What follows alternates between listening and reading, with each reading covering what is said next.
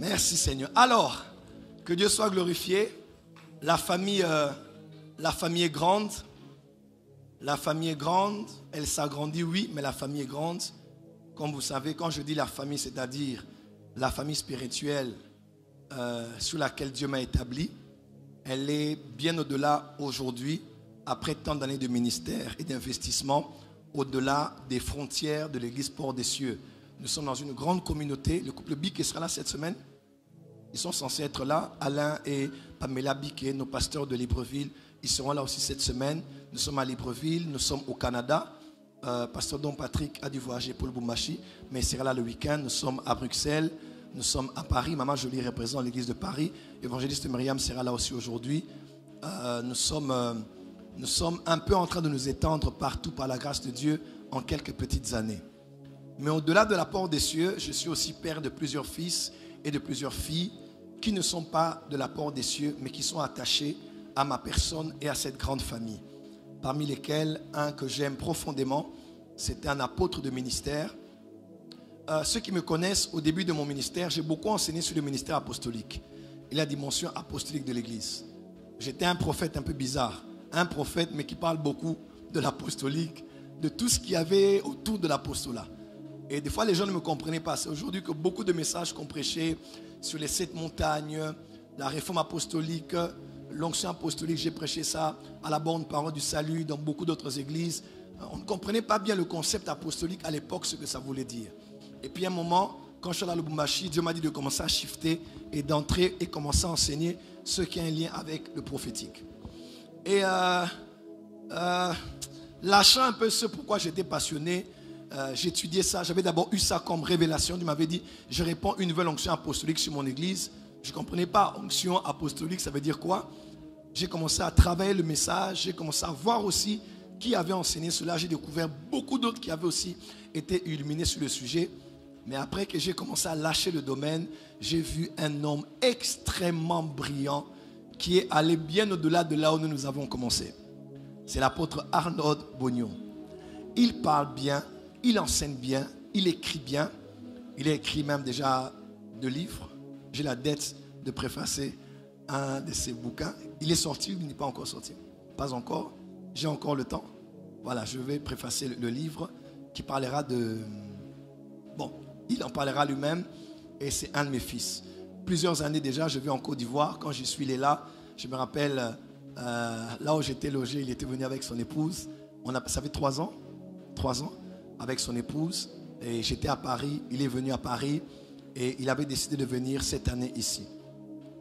Une des choses qui m'a marqué avec lui, je vais être honnête, vous tous qui êtes l'église que je dirige ici, c'est que autant j'ai des fils et des filles à Kinshasa qui ont payé le prix de s'attacher à nous dans la gloire et dans les tribulations attachées à notre onction, autant rarement je n'ai vu un fils qui a pris mon parti comme l'apôtre Arnold. J'ai parlé avec Baba Uriel, je disais j'attendais le bon moment, mais maintenant je vais le faire pour Arnold. C'est quelqu'un en Côte d'Ivoire qui est très aimé, qui est très écouté. Il a grandi à Paris, il a grandi en France, et à Anvers, où? À S. Reims. Ah d'accord. À Reims, il y a Thomasin, il a Bumbouté. Il a Bumbouté, il a Victoire, il a Limité. Il y a Thomasin, il a Gombété. Là, c'est Reims. Donc, c'est d'autres villes qu'on ne connaît pas toujours au niveau de la France. Amen. Et il a grandi là-bas. Et c'est vraiment quelqu'un qui est très excellent. Il va nous bénir ce matin. Mais c'est la première de plusieurs autres opportunités qu'il aura de venir ici. Des occasions de venir, de nous bénir et de nous bâtir ici. Quelqu'un est prêt à le recevoir? Qu'est-ce que je disais? Je disais que, à l'instar de ce que vous avez fait, c'est un des rares de mes fils qui a accepté de prendre des coups pour moi. Peut-être qu'il ne me le dit pas, mais je suis conscient qu'il y a beaucoup d'églises en Côte d'Ivoire qui ne lui ouvrent pas les portes à cause de moi. Je suis conscient qu'il y a beaucoup de personnes avec qui il avait de bonnes relations. Les relations se sont refroidies à cause de son lien avec moi. Je suis conscient qu'il y a d'autres jeunes qui auraient voulu le recevoir, d'autres pasteurs, mais qui ne peuvent pas parce qu'ils se disent qu'il est attaché à ma personne. À ma personne, pourquoi? Je ne sais pas qu'est-ce que je les ai fait. Mais de toutes les manières, c'est un peu comme ça que ça se passe aujourd'hui. Mais c'est un fils qui a pris position. Il est très mature Et pasteur Daniel, beaucoup d'autres gens qui le connaissent savent que c'est vraiment un fils attaché à nous dans les choses auxquelles nous croyons. Même dans les réseaux sociaux, il partage, il commente, il écrit. J'ai fait des lives des fois sur ma page. Il était venu aussi intervenir. Il est vraiment présent dans tout ce que je fais. Et il est venu nous bénir ce matin. Est-ce qu'on est prêt à l'écouter? Donc dites-vous que c'est un de vos frères. Comme Baba Uriel est venu de la Côte d'Ivoire, lui aussi il nous bénit ce matin. On va le recevoir, n'est-ce pas? Est-ce qu'on peut tous être debout s'il vous plaît? Nous recevons l'apôtre de la Révolution, l'apôtre Arnaud Bognon qui avance et nous apporte un message puissant. Est-ce qu'à Kinshasa on peut le recevoir comme nous seuls savons le faire ici?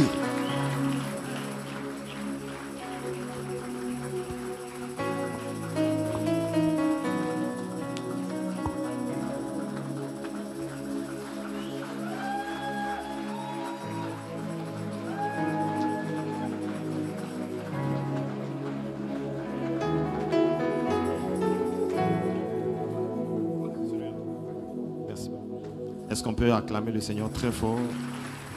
Non, tu peux faire mieux que ça. Alléluia.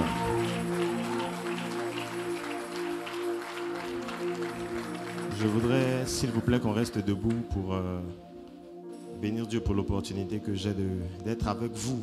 Pas de prêcher, mais d'être avec vous. Parce que pour moi, le plus important, c'était vraiment d'être ici avec vous.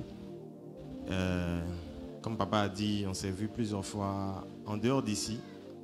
Et cette année, je me suis dit, il faut que je vienne à la source. Il faut que je vienne à la maison, il faut que je vienne voir certaines personnes de mes propres yeux. Vous savez, nous, on n'est pas comme Baba Uriel. Surtout Pasteur Abidjan. Vous savez, nous, on n'est pas comme Baba Uriel. Baba Uriel, lui, peut rester loin et puis te voir là où tu es. Moi, j'étais obligé de venir vous voir avec mes yeux. Donc, je me suis dit, il faut que je vienne à la maison, il faut que je vienne voir la famille. Comme papa l'a dit, je suis vraiment attaché à vous, mon cœur. Vous savez, moi, je voudrais prendre quelques secondes pendant que vous êtes debout.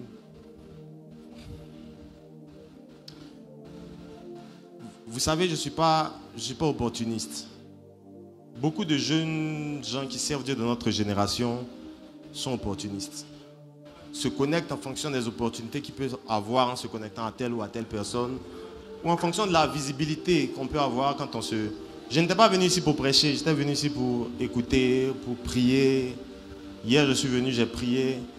Donc, pour moi, les connexions sont des connexions de cœur, sont des connexions de destinée. Je n'ai pas rencontré papa physiquement, je l'ai rencontré la nuit.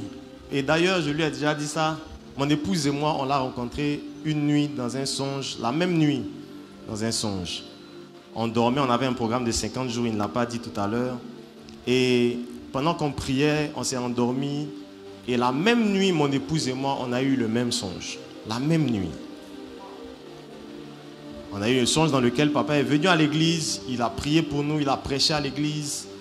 Et quand on s'est réveillé, j'ai dit à ma femme, je dis, mais voilà le rêve que j'ai eu. Moi, je ne rêve pas beaucoup. Voilà le rêve que j'ai eu. Et ma femme me dit, mais bizarrement, je viens d'avoir le même rêve tout à l'heure. Et je dis à mon épouse, mais comment on fait pour que ce rêve se réalise?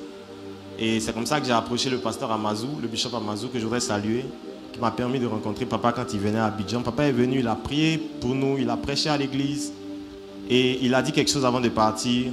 Je lui ai dit merci, il m'a dit une phrase que j'ai retenue. Il m'a dit, Dieu m'a dit de venir.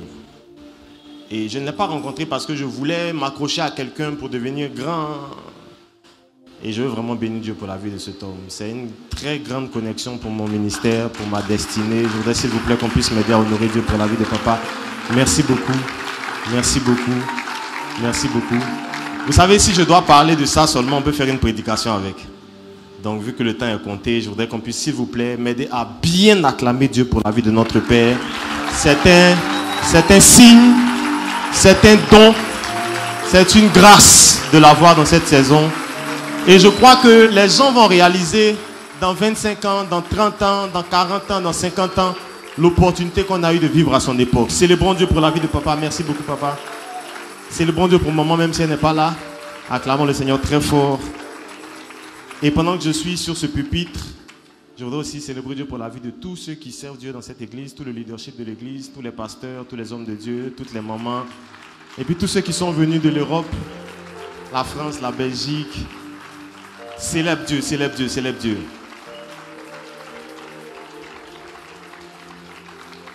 Et moi, je fais partie de ceux qui croient que la famille est plus grande que celle qu'on ne dit. Oui, il y a beaucoup de gens qui suivent, qui aimeraient être là, qui aimeraient venir faire culte avec vous. Vous n'imaginez pas le nombre de gens, de ministères, d'églises, de prédicateurs qui ont été influencés par le mouvement que Dieu a utilisé, papa, pour emmener dans cette saison. S'il vous plaît, bénissons Dieu pour la grande communauté, la grande famille des églises Portes des Cieux à travers le monde. Alléluia. Avant de vous permettre de vous asseoir, je voudrais vous transmettre les salutations de mon épouse qui est restée à Abidjan pour les affaires familiales. Avec ma fille. Elles auraient tellement voulu être là aussi. Et puis de toute mon église que je dirige, l'église royale Centre Chrétien à Abidjan, et de l'association, enfin de l'organisation missionnaire que je dirige depuis quelques années qui s'appelle Révolution Apostolique, dont une de nos membres est là, elle est venue de Lubumbashi. Ma fille Myria, Dieu te bénisse. Amen.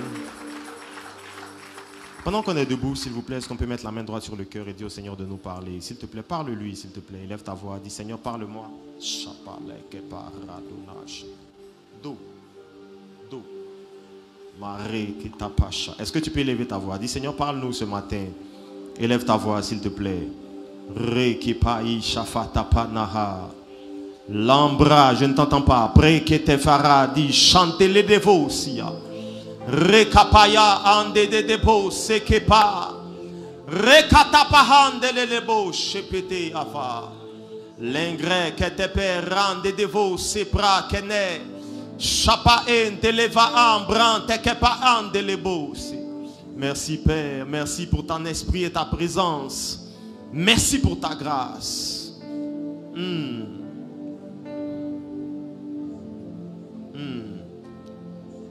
Pendant que nous sommes dans Hanouka, à 7 jours de la clôture de Hanouka, je voudrais s'il te plaît que tu puisses faire cette prière avec moi avant qu'on commence. Tu vas dire à Dieu s'il te plaît, pendant ces 7 derniers jours, fais ce que tu n'as pas encore fait pendant les 33 précédents jours. 7 jours pour mon miracle, 7 jours pour ma percée, 7 jours pour mon témoignage. Est-ce qu'on peut prier pendant 30 secondes? Élève ta voix s'il te plaît, bats les mains s'il le faut. Mais dis Seigneur, pendant ces 7 derniers jours, je veux voir la main de Dieu. Parle s'il te plaît, je ne t'entends pas parler. Prie, Shekare Kefa.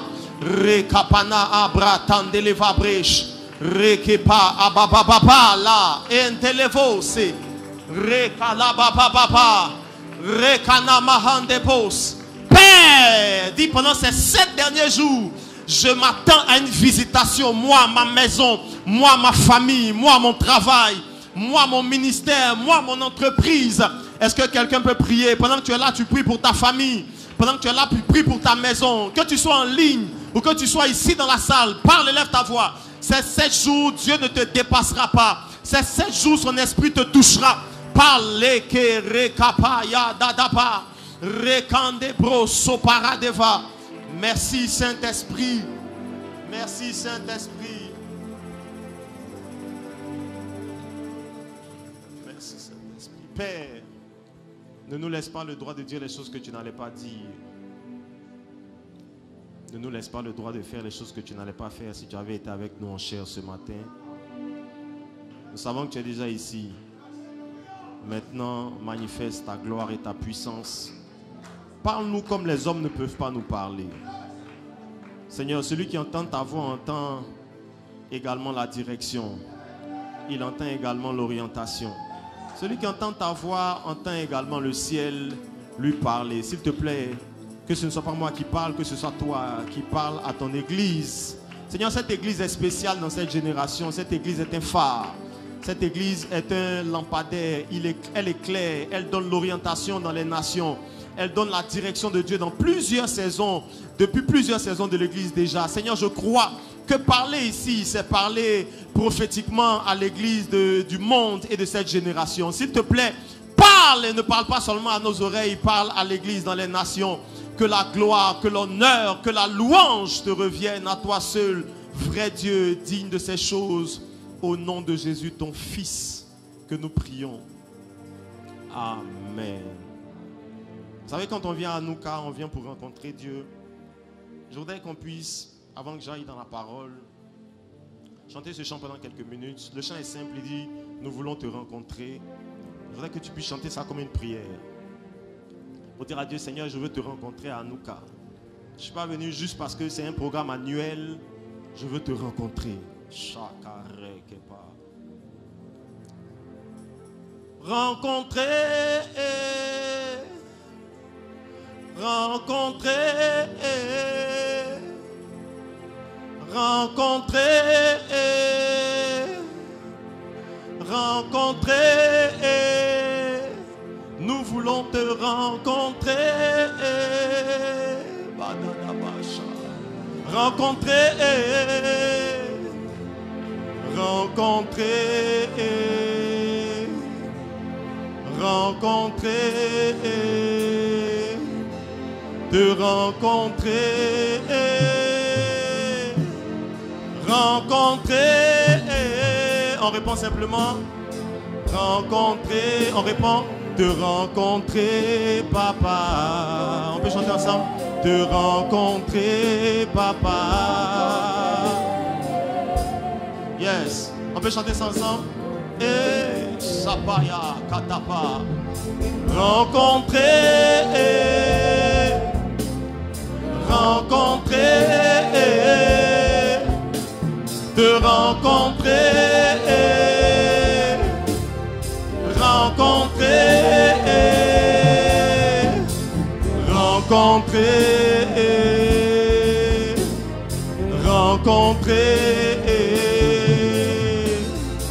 Moïse t'a rencontré, Abraham t'a rencontré, Josué t'a rencontré.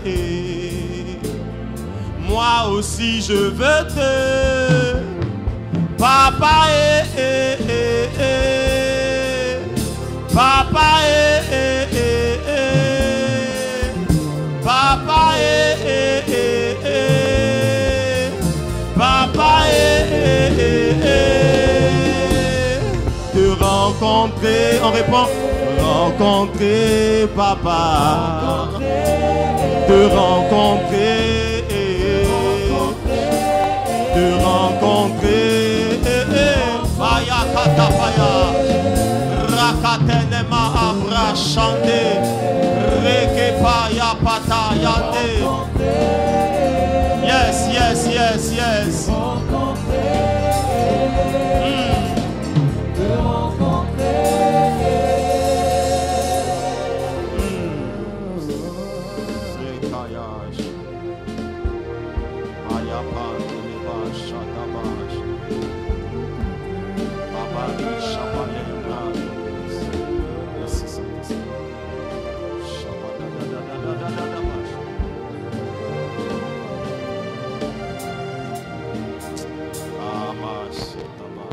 Pendant qu'on est debout, on va lire juste les deux premiers versets.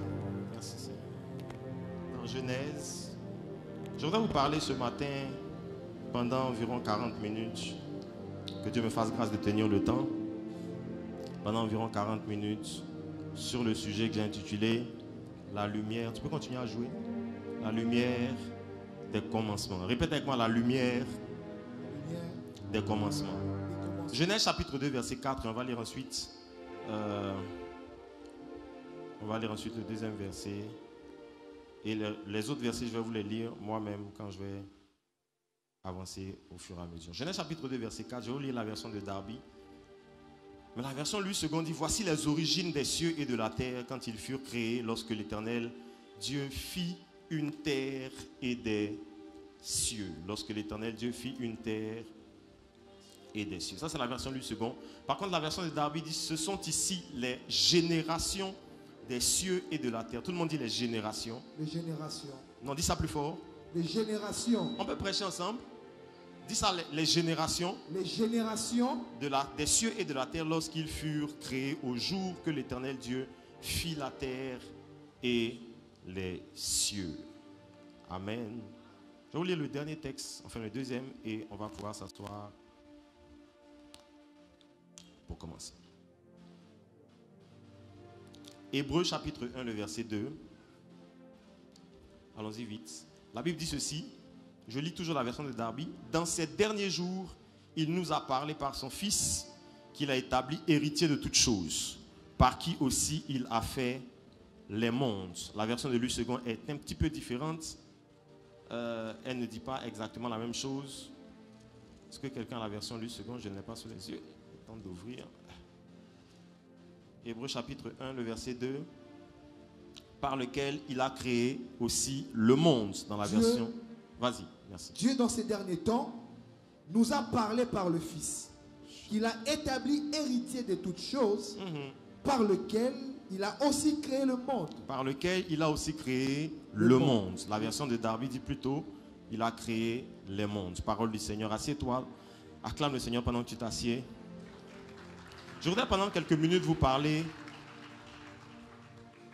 pour ne pas que ce temps de parole soit une opportunité de montrer ce que je sais faire, ce que je sais dire. Je voudrais vous parler dans la continuité de ce que papa a commencé à nous enseigner, notamment depuis quelques jours, depuis le jeudi ou le mercredi, je ne sais plus, sur Sion. Vous savez, je dis à papa au bureau que ce message qu'il nous donne est un résumé global de toutes les portions, et je pense qu'il a lui-même dit, de toutes les portions de révélation que le Seigneur nous accorde au sujet de beaucoup d'autres sous-thèmes qui englobent ce que papa nous a enseigné la dernière fois. Et je voudrais juste apporter ma pierre parce que depuis quelques années, le Seigneur a mis un fardeau sur mon cœur. Et le Seigneur m'a dit quelque chose alors que je me posais les questions que beaucoup de chrétiens se posent au sujet de la Bible. J'ai grandi avec l'éducation, j'ai été converti aux Assemblées de Dieu et j'ai grandi avec l'éducation selon laquelle la Bible ne ment pas. La Bible est vraie. Et à chaque fois donc que je me suis retrouvé devant la Bible, dans une incapacité de m'expliquer ce que je lisais, je me disais toujours que la Bible a raison et que moi j'ai tort. Et beaucoup d'entre nous, après plusieurs années de vie chrétienne, de méditation, de lecture, sont tombés parfois sur le fait que certaines versions ou certains versets de Bible sont difficiles à s'expliquer. Notamment, pour vous épargner beaucoup de commentaires, je me suis posé la question de beaucoup de chrétiens, qui était la femme que Caïn épouse? Je me suis posé la question de beaucoup de chrétiens, lorsque Dieu dit par exemple à Caïn, lorsque Caïn par exemple dit à Dieu, ceux qui vont me rencontrer vont me tuer lorsqu'on le chasse, Dieu ne lui dit pas, personne ne va te rencontrer. Dieu au contraire aggrave en lui disant, oui, ils vont vraiment te tuer. Et Dieu même met une marque sur Caïn pour que ceux qui ne le... C'est ce que la Bible dit dans Genèse chapitre 4. Pour que ceux qui le rencontrent ne le tuent pas. Je me suis dit, mais Caïn aurait pu se tromper en disant qu'il y a des gens dehors qui peuvent le tuer. Et Dieu aurait dû lui dire, en fait, Caïn, non, c'est toi le premier meurtrier. Avant toi, personne n'a su tuer. Et donc, personne ne te tuera. Mais Dieu dit à Caïn, je mets une marque sur toi pour que ceux qui te rencontrent. Parce qu'en fait, Dieu savait que les criminels qu'il allait rencontrer en dehors de sa présence, en dehors d'Éden, étaient beaucoup plus féroces, beaucoup plus cruels que Caïn lui-même. Il est obligé de mettre sur lui une marque pour que Caïn puisse traverser le désert de Nord et tous les territoires qu'il va traverser avant d'y arriver sans qu'on ne le tue. Je me suis dit, mais il y a un problème. Parce que selon ce qu'on m'a appris à l'école du dimanche, et selon ce qu'on vous a certainement appris aussi, Caïn est le premier meurtrier de la Bible. Qui donc va tuer le premier meurtrier de la Bible? Et je me suis posé ce genre de questions en me disant, il y a quelque chose qui ne va pas. Et j'ai toujours le réflexe de me dire, si ça ne va pas, ce n'est pas la faute de Dieu. Dis à ton voisin, si ça ne va pas, ce n'est pas la faute de Dieu. C'est de notre faute à nous. Et ça m'a poussé dans les Écritures. J'ai lu beaucoup de références sur ce sujet, au sujet de la création du monde. On peut l'appeler de beaucoup de façons. Pour faire un peu choc parfois sur les réseaux sociaux, on l'appelle civilisation pré-adamique, etc. Mais en réalité, le sujet dont on parle, c'est la création du monde. Pourquoi est-ce que c'est important de parler de la création du monde? Parce que le commencement, vous savez, quand vous faites l'athlétisme, par exemple, vous allez voir que tout ne dépend pas de combien vite tu cours. Tout dépend parfois de comment tu démarres la course. Oui, oui. C'est comme ça qu'en athlétisme, papa, quand tu rates le départ, tu rates toute la course. On est parfois obligé de recommencer la course parce qu'il y a un faux départ. Parfois, on disqualifie les gens qui parfois sont les meilleurs coureurs mais qui n'ont pas bien commencé. Et je me suis rendu compte qu'en fait, notre problème, le problème de notre théologie vient en grande partie du niveau de révélation qu'on a eu au sujet du commencement. Et on a tellement mal commencé qu'on est en train de courir une course dans laquelle on est pratiquement déjà disqualifié. Et écoutez-moi s'il vous plaît, quand vous allez prendre le commencement, j'ai lu la Bible dans le Nouveau Testament, notamment dans les évangiles. L'évangile Nouveau Testament, c'est un peu différent, mais dans les évangiles, lorsque Jésus doit enseigner au sujet du mariage, est-ce que vous savez que si vous enseignez quelque chose dans la Bible et que vous n'êtes pas capable de faire une racine avec le commencement, vous l'enseignez mal? Parce que Jésus doit enseigner le mariage et puis dans Matthieu, il dit dans le livre de Matthieu, il n'en était pas ainsi ça veut dire que toute forme de sujet biblique qu'on va aborder dans la Bible, dans une prédication, dans un message, tire ses racines, qu'on le veuille ou non, directement ou indirectement, de la révélation ou du niveau de révélation qu'on a du commencement. Vous êtes avec moi? Tout le monde dit avec moi le commencement. Dis ça bien fort, dis ça bien fort. Et donc je me suis mis à revisiter tout ce qu'on nous avait appris au sujet de la création du monde. Et je me suis rendu compte qu'il y a tellement de choses difficiles à accepter, même parfois pour nous qui sommes chrétiens. Moi, mon pasteur à l'époque me disait une phrase qui me répétait tout le temps. Quand je lui posais des questions difficiles, il me disait, c'est la souveraineté de Dieu. Dieu fait ce qu'il veut. On n'est pas obligé de tout comprendre. J'ai dit une fois, papa, si on ne doit pas tout comprendre, pourquoi est-ce que Dieu a écrit?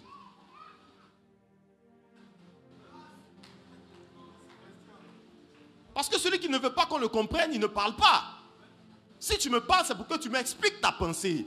Alors, soit je n'ai pas bien compris la pensée de celui qui a parlé, mais il a voulu nous dire ce qu'il a voulu nous dire. Et alors, je suis rentré dans les Écritures, j'ai lu, j'ai étudié, j'ai prié, et je me suis rendu compte qu'il y a beaucoup de choses qu'il nous faut encore redécouvrir. Dis à ton voisin redécouvrir. Dis ça bien fort, dis ça bien fort.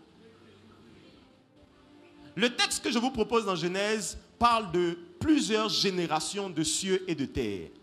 Il dit, voici donc, quand il conclut tout le chapitre de la création de Genèse, il dit, voici les générations. Tu peux dire avec moi les générations. Les générations. Et le mot les générations, c'est un mot hébreu qui est tiré d'un mot qui signifie plutôt la postérité ou la descendance.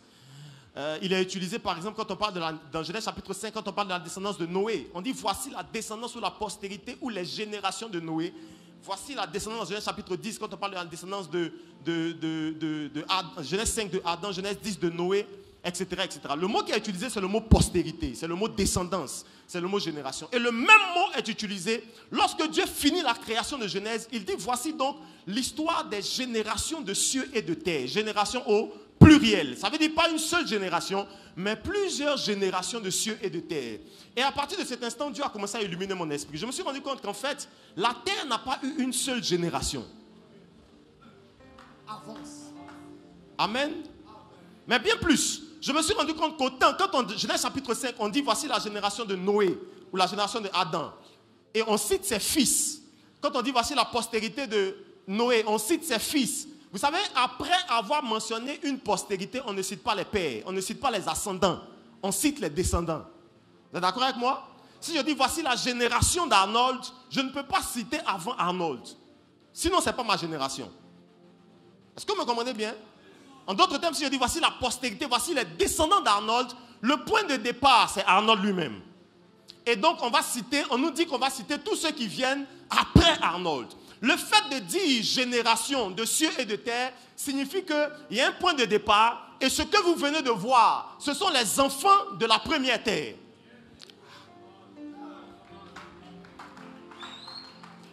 Et donc, Dieu nous explique qu'en fait, ce que nous venons de lire dans Genèse 1, c'est l'enfant d'une terre qui a existé avant. C'est la postérité. Dis à ton voisin la postérité. Postérité. Dis ça bien s'il te plaît, dis ça bien. La postérité. Et à partir de ce moment, je me suis dit, mais est-ce que c'est logique de penser comme ça? C'est ainsi que dans le livre de Hébreux qu'on lit tout à l'heure, la Bible dit que Dieu n'a pas seulement créé le monde. Dieu a créé plusieurs mondes. Et je vais vous montrer tout à l'heure qu'il n'y a pas seulement eu un seul commencement. C'est pour ça que le thème que je partage avec vous est au pluriel. Il y a eu plusieurs commencements. D'ailleurs, chaque commencement est relatif. Mon commencement n'est pas le commencement de mon père. Le commencement de mon ministère. Quand je commençais le ministère, papa était déjà dans le ministère. Donc si moi je dis au commencement, je ne suis pas en train de parler pour tout le monde. Je parle pour moi. Est-ce que vous êtes avec moi? Ceux qui m'ont précédé vont parler de leur commencement. C'est ainsi que quand vous prenez la Bible, vous allez voir que plusieurs fois on fait référence au commencement sans parler du même commencement. Parce que, dis à ton voisin, il y a eu plusieurs commencements. On peut lire la Bible? Je vous montre quelques versets rapidement. Help me, Holy Ghost. Ah, on est à la porte des cieux ou bien on est où? On est là, prophète. Genèse chapitre 1, verset 1. Il dit, au commencement, Dieu créa les cieux ou le ciel et la... Vous connaissez ce texte, non? Au commencement. Matthieu chapitre 19, verset 4, il dit, il répondit, n'avez-vous pas lu que le Créateur, au commencement, fit l'homme et la femme? Au commencement, fit... Ce que je partage avec vous, c'est pour séparer. Donc, suivez-moi bien. Marc chapitre 10, verset 6. Mais au commencement de la création, Dieu fit l'homme et la femme. Acte chapitre 11, verset 15. Lorsque je me fus mis à parler, le Saint-Esprit descendit sur eux comme sur nous au commencement. Là, c'est un apôtre qui parle, qui dit le Saint-Esprit descend sur eux comme sur nous au commencement. Il ne fait pas mention du commencement de la terre. Il fait mention du commencement de l'Église. Suivez-moi bien. Hébreux chapitre 1, verset 10. Et encore, toi, Seigneur, tu as au commencement fondé la terre et les cieux sont l'ouvrage de tes mains. Matthieu chapitre 19, verset 8. Et il répondit, c'est à cause de la dureté de votre cœur que Moïse a permis de répudier vos femmes. Au commencement, il n'en était pas ainsi. Jean chapitre 8, verset 44, là ça devient intéressant. Il dit, vous êtes du diable. Pardon, oui, le diable est votre père et vous faites les convoitises de votre père. Il était meurtrier dès le commencement. Il n'a pas habité dans la vérité et la vérité n'est point en lui. Petite pause. J'ai lu ma Bible. Caïn est le premier meurtrier de la Bible. Mais Jean 8, 44 dit, dès le commencement, Satan ou le diable était meurtrier. Je vous pose une question. Je sais que vous êtes une très bonne église. Le diable a tué qui? Révèle l'apôtre. Et là donc je me suis rendu compte que celui que nous on nomme le premier meurtrier est certainement premier. Mais dans un commencement, et celui que la Bible nomme meurtrier, premier meurtrier dans Jean 8 verset 44, yes, est premier dans un autre commencement. Yes. Et la Bible dit ensuite, le dernier texte que je vous lis, 1 Jean chapitre 3 verset 8, celui qui pêche est du diable, car le diable pêche dès le commencement. Dès le commencement. Qui est le premier pécheur, les amis? Non, vraiment, qui est le premier pécheur? Bizarrement, comme ça, les gens n'ont plus envie de répondre.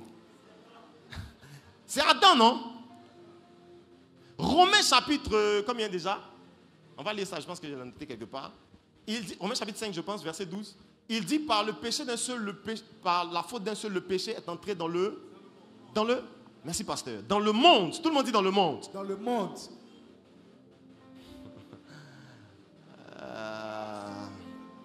Maintenant, Hébreu nous dit que Dieu n'a pas créé un monde, Dieu a créé plusieurs mondes. Okay. En fait, le problème que les gens ont, c'est la capacité à disséquer ou à diviser droitement les Écritures. Adam n'a pas péché dans le monde. Il n'a pas emmené le péché dans le monde. Adam a emmené le péché dans son monde.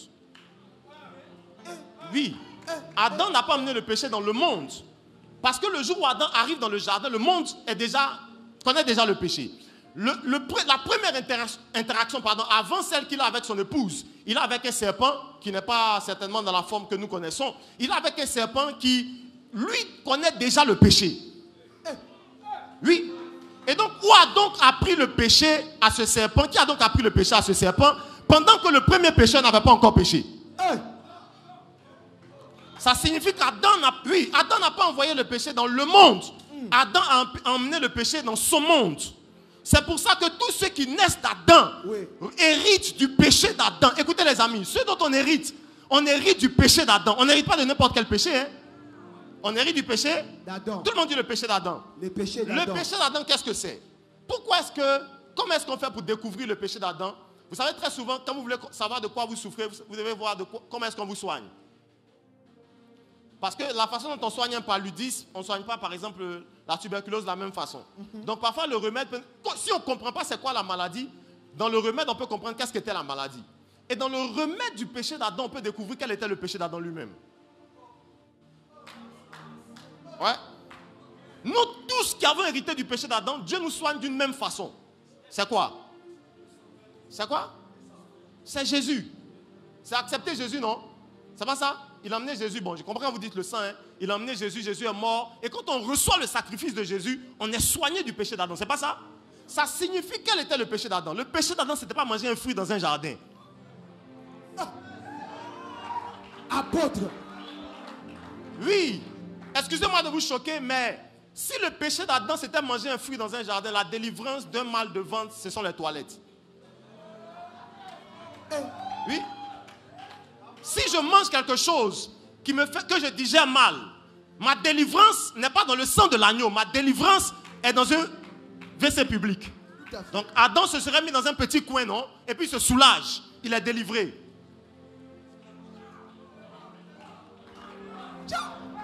Ça signifie que, hier, je pense que quelqu'un le rappelait hier, Genèse a été écrit par un prophète. Tu peux répéter ça avec moi? Genèse a été écrit par un prophète. Ça veut dire que quand vous lisez le langage d'un prophète, ne le lisez pas comme un roman. Oui, oui. Et le problème de notre église d'aujourd'hui, c'est un peu ça. Papa, je me suis rendu compte que l'apôtre Jean écrit le livre d'Apocalypse. Écrit le livre d'Apocalypse. Qui a déjà lu le livre d'Apocalypse? Qui a déjà lu? Qui a trouvé ça un peu compliqué quand même? Ah, papa. Dragon. Serpent. Ange. 4 yeux, dedans, dehors. Tu fermes en même temps. Mais est-ce que vous savez que un jour, le Seigneur m'arrête sur Apocalypse. Et puis il me dit ceci. Il me dit lorsque l'apôtre Jean écrit la lettre, le livre de l'Apocalypse, il l'écrit de cette façon parce que le livre devait être emmené. C'était une révélation. Donc la révélation, quand il écrit la révélation, ça veut dire qu'elle n'est plus codée, elle est décodée. Écoutez-moi bien.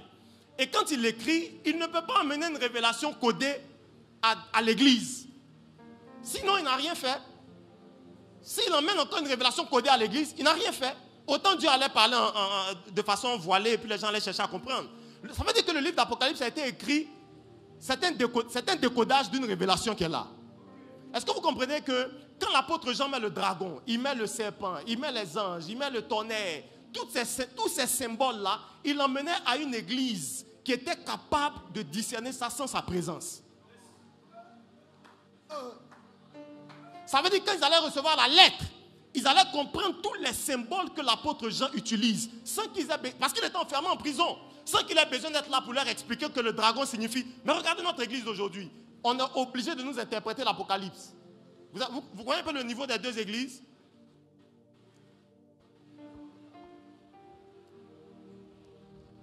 Et donc, quand on lit Genèse, on ne peut pas lire Genèse pour croire que le péché c'est une pomme. Le péché d'Adam c'était que Adam n'a pas accepté Jésus.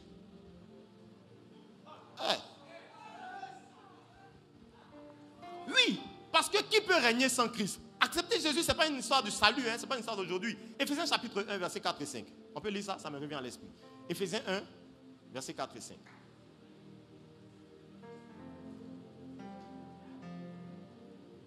Jésus regarde les Juifs, ils disent, avant que votre père Abraham ne fût, moi je suis.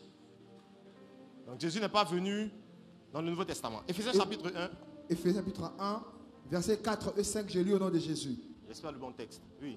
En lui, Dieu nous a élus avant la fondation du monde. En Christ, Dieu nous a élus comment? Avant la fondation du monde. Il nous a élus quand? Avant la fondation du monde. Non, quelqu'un peut répéter ça fort? Avant la fondation du monde. Ça veut dire que Jésus, Dieu n'avait pas l'intention de nous sauver en Christ après que Adam ait péché. Avant de faire le monde, Dieu avait déjà prévu que notre place soit en Christ. Ça veut dire que même le premier d'entre nous qui était venu sur terre avait l'obligation d'être en Christ. Avant qu'on ait besoin de salut. Tu peux terminer? En lui, Dieu nous a élus avant la fondation du monde. Oui. Pour que nous soyons saints. Saints. Et irrépréhensibles devant lui. Oui. Termine. Verset 5. Nous ayons prédestinés. Nous ayons comment? prédestinés. À devenir quoi? Nous soyons prédestinés dans son amour à être ses enfants d'adoption par Jésus-Christ. À être c'est quoi? Ses enfants d'adoption. Ça veut dire avant la fondation du monde, Dieu a voulu que nous soyons ses enfants d'adoption. Ce que nous sommes devenus aujourd'hui en Christ, dans la nouvelle naissance, il a prévu que nous le soyons avant la fondation du monde en Christ. Selon les bons plaisirs de sa volonté. Ça veut dire que le premier d'entre nous, celui dont nous héritons le péché, aurait dû entrer en Christ et devenir enfant de Dieu.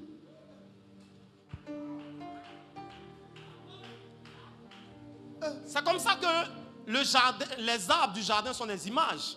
Ce n'est pas juste que Adam a vu un arbre, il a pris le fruit, il a mangé, etc., etc. Et donc, écoutez-moi bien. Si Adam donc pêche, le péché d'Adam ne peut pas toucher autre chose que ceux qui sont dans son monde. Et c'est pour ça que c'est important de faire la séparation des mondes. Savoir que notre Bible, et je pense que c'est un des problèmes, papa, que nous avons avec cette famille. Vous savez, cette famille, les gens vont nous regretter un jour. Je vous dis la vérité. Parfois, les gens sont... Beaucoup d'entre nous ne sont pas spirituels. Les gens regardent ce qui marche, ce qui bouge, là où il y a beaucoup de gens, là où c'est fun. Ce que vous entendez ici, les gens vont prêcher ça dans 20 ans. Oui. Écoutez, le problème qu'on a, c'est quoi? J'étais en train de dire quoi? Le problème qu'on a, c'est quoi? C'est que la plupart d'entre nous n'arrivent pas à faire la séparation des mondes. La Bible que vous tenez entre les mains ici, vous pensez que tout Dieu se résume à la Bible? Vous pensez que Dieu a raconté toute l'histoire de tout l'univers dans la Bible? La Bible est un livre de dispensation. La Bible, là, c'est un livre de dispensation. C'est comme ça que, par exemple, vous allez voir le roi David. À son époque, le roi n'offrait pas de sacrifice. Il y avait des rois, il y avait des sacrificateurs. Et pourtant, un jour, le peuple est attaqué. Enfin, le peuple est détruit par la peste. Et le roi David va voir Aravna. Il dit, donne-moi les bêtes que j'offre des sacrifices à l'Éternel. Lui-même, il va prendre les bêtes. Il dit, non, je ne prends pas ça gratuitement. Alors qu'Aravna veut lui donner ça gratuitement. Il dit, non, je n'offrirai pas à l'Éternel des holocaustes qui ne m'ont rien coûté. Il achète les bêtes, il achète la terre sur laquelle on va offrir. Aravna s'attend au fait qu'il emmène des sacrificateurs pour tuer les animaux et pour offrir le sang. Le roi David lui-même fait l'holocauste et il l'offre à Dieu. Et étonnamment, je me suis dit, mais comment Dieu peut accepter le sacrifice d'un roi alors qu'il n'est pas sacrificateur? Et il arrête la peste. Parce que Dieu est plus grand que nos dispensations. Yes. Et le problème qu'on a, c'est qu'on veut entendre des choses qui parlent du salut, du baptême. Quand tu ne parles pas de ça, on se dit, ah, ce gars, il est un peu devenu mystique, il est un peu devenu bizarre. Il y a des choses plus grandes que notre livre. Ce livre-là, c'est le livre d'Adam. Dis à ton voisin, c'est le livre d'Adam. C'est le livre d'Adam. C'est pour ça que je disais à papa dans son bureau que moi, j'ai fait une formation de cinéaste. Je suis producteur audiovisuel de formation académique. Et moi, quand j'ai fini de lire la Bible, j'ai eu un sentiment de réalisateur. Je me suis dit, si je devais faire un film avec la Bible, Apocalypse 22, à la fin, on allait mettre « To be continue ». À suivre. Vous n'avez pas eu ce même sentiment? Que la Bible n'est pas finie? Qui a lu jusqu'à Apocalypse 22? Oui, on a le sentiment que la Bible n'est pas finie. Qu'après ça, il va y avoir quelque chose. On ne sait pas quoi. C'est comme une série Netflix. Tu finis la saison 1. Et puis tu sens que ça va chauffer à la saison 2. Dis à ton voisin, ça va chauffer à la saison 2. Pourquoi? Parce que la Bible nous laisse dans une nouvelle terre, dans un nouveau ciel, dans Sion. La Bible nous replace dans Sion à sa fin. Et puis, mais qu'est-ce qu'on fait à Sion? Est-ce qu'on a des enfants? Est-ce qu'on va avoir des maisons? Est-ce qu'on va travailler? La Bible ne te dit pas tout ça. Parce qu'il y a un autre livre qui arrive. Il y a un autre livre qui arrive. Et le problème de cette famille, c'est que parfois, dans tout ce qu'on entend ici, on est en avance sur les livres. Oui. Et à un moment, je me suis dit, je comprends. C'est difficile. C'est difficile. Et la Bible qui est là, donc, c'est le livre d'Adam. C'est pour ça que dans cette Bible, il y a des questions que vous ne pouvez pas répondre, auxquelles vous allez répondre difficilement en utilisant cette Bible. Difficilement. Si vous posez la question, certaines questions au sujet de Satan, vous n'allez pas pouvoir y répondre. Parce que cette Bible-là ne nous explique même pas beaucoup de choses au sujet des anges. La plupart, moi je suis venu ce week-end, j'ai assisté par exemple à la masterclass, j'ai été très édifié. Moi je ne suis pas prophète de ministère, il y a beaucoup d'expériences que je n'ai pas, il y a beaucoup de dons que je n'ai pas. J'ai été très édifié d'entendre papa et le prophète Uriel parler au sujet des anges, de tout ça. Je suis très édifié. La plupart des choses qu'on entend parfois à ce sujet sont à 80-70% extraits de révélations personnelles qu'on peut appliquer à la Bible plutôt que l'inverse. Parce que la Bible là, ne renseigne pas sur beaucoup de choses au sujet des anges. Oui, honnêtement, si tu étudies la Bible, moi, ma théologie angélique, ce qu'on m'a appris à l'école biblique, par exemple, c'est que les anges n'ont pas de sexe. Et pourtant, Ézéchiel voit 2 anges qui sont des femmes. Oui, c'est bien dit. Les 2 femmes, l'une prit l'éphod. C'est écrit, c'était des anges.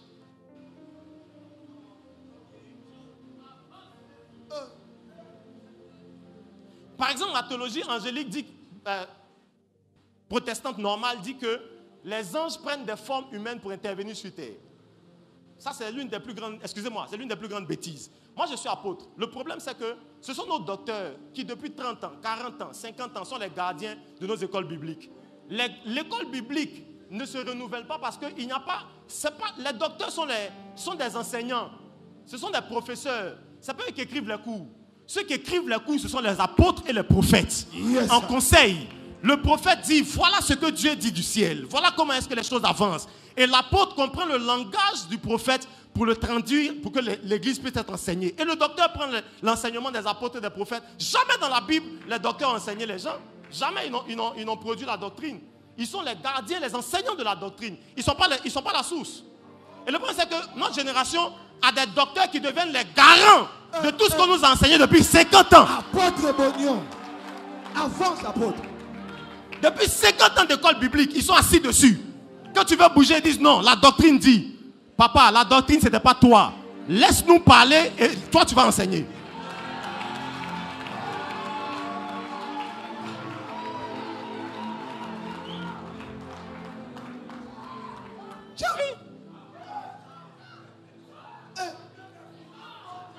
Cocody.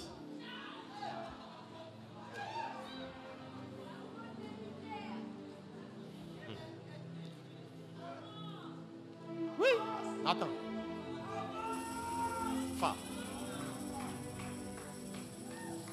Et c'est pour ça qu'on a beaucoup de problèmes. Sinon, tout ce que papa vient d'enseigner sur Sion, logiquement, on devait avoir un conseil. On dit, bon, voilà, la révélation progresse, les amis. Ah, la révélation a progressé. Et puis nous, on envoie nos lettres au docteur. On dit, bon, voilà ce que Dieu dit maintenant. Mettez le cours à jour. Mais depuis 50 ans, on enseigne les mêmes choses. Faculté de théologie. Ils sont devenus comme des dinosaures sur les facultés. Il faut bouger un peu. Un papa à Abidjan m'a appelé. S'il va sur le live, qu'il me pardonne. Je l'aime beaucoup. Il m'a appelé. Moi, je suis un peu têtu. Hein. Il m'a appelé dans son bureau et puis dit, assieds-toi. Enseigne-moi tes choses là. Il a dit, papa, est-ce que nous on peut vous enseigner?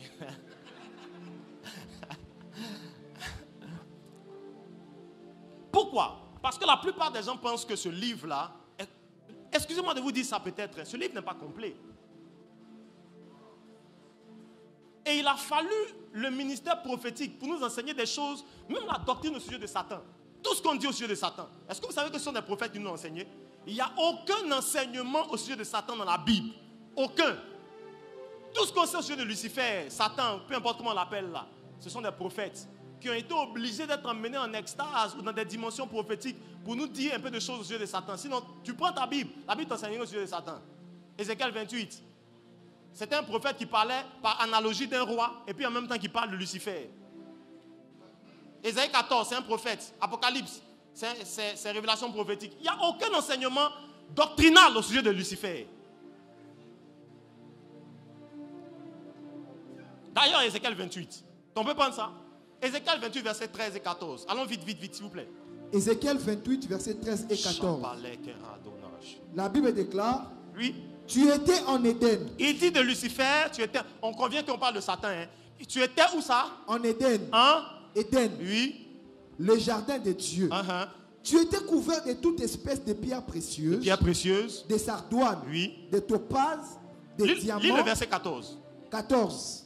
Tu étais un chérubin protecteur. Oui. Aux ailes déployées. Aux ailes déployées. Je t'avais placé. Et tu étais sur la sainte montagne de Dieu. Maintenant, suivez bien à partir d'ici. Tu marchais au milieu des pierres étincelantes. Tu as été intègre dans toutes tes voies. Reprends, pasteur, s'il te plaît. Tu as été intègre dans tes voies. Dans toutes tes voies. Depuis le jour où tu fus créé jusqu'à celui-ci où l'iniquité a été trouvée chez toi. Oh. On parle de Satan. Tu as été intègre. Tout le monde dit intègre. Intègre. Est-ce que tu sais que si tu lis ta Bible, tu ne sauras jamais que Satan a eu un moment de sa vie où il a été intègre. On ne dit même pas qu'il était bon. Parce que si tu es bon, c'est un bon caractère. Si tu es intègre, ça veut dire que je t'ai confié quelque chose. Et puis tu as été digne de confiance. C'est pas ça? C'est ça. On dit, ah oui, l'intégrité, ça veut dire que tu t'es mis à mon service et puis j'ai mesuré le niveau de ton intégrité au service. On ne peut pas dire de quelqu'un qu'il est intègre s'il n'a pas servi quelqu'un d'autre. Ça veut dire que celui qui parle, Satan l'a servi. Yeah. Et il dit, tu as été intègre, mais pas que là. Il dit, depuis le jour où tu fus créé, Satan a été créé. Ça veut dire que Satan a une date de naissance. Yes. Autant qu'Adam. Maintenant, si je vous pose la question, prenez vos Bibles et montrez-moi le jour de naissance d'Adam de Satan dans vos Bibles. Comment vous faites ça? Comment tu fais ça? Mais c'est pas ça le plus grave.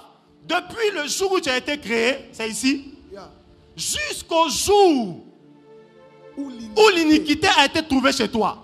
Maintenant, je vous pose la question, ça a duré combien de temps? De sa naissance jusqu'au jour où l'iniquité a été trouvée chez lui. Combien de temps? Satan a été bon combien de temps? C'est même pas tout. Jusqu'au jour où l'iniquité a été trouvée chez toi. Maintenant, je vous demande, est-ce que Dieu l'a créé avec l'iniquité? Comment il est devenu comme ça? Est-ce que vous savez que... Je fais une petite parenthèse pour vous, on a la porte dessus. Regarde, est-ce que vous savez d'où est né le mal? Tout ce que Dieu a créé est bon, même Satan. Il était bon. Regardez les attributs.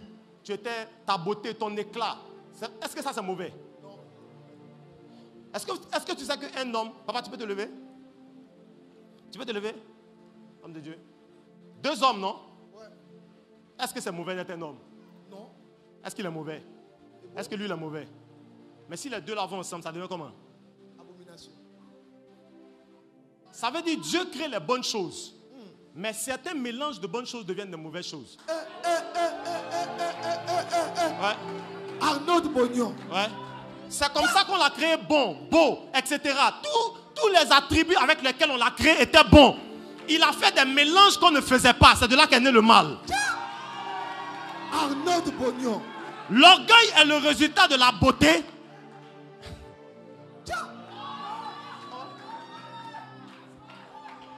Oui, papa, exactement. C'est comme les couleurs. Ça donne quelque chose. Même en nourriture, il y a des fruits. Le fruit est bon, la banane, le citron. Si tu manges les deux ensemble, les toilettes. Asseyez-vous s'il vous plaît. On dit donc, depuis le jour où il a été créé, jusqu'au jour où l'iniquité a été trouvée chez lui. C'est pour ça qu'on dit elle a été trouvée. Parce que c'est quelque chose que lui-même a inventé dans son propre laboratoire. Arnaud Bognon. Cocody. Power.